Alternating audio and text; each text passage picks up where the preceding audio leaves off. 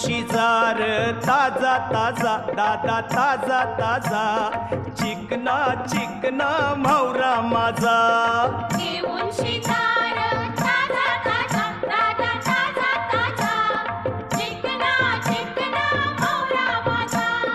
घेऊन शिजार ताजा ताजा दादा ताजा ताजा चिकना चिकना म्हावरा माझा घेऊन शिजार ताजा ताजा दादा ताजा ताजा चिकना चिकना म्हावरा माझा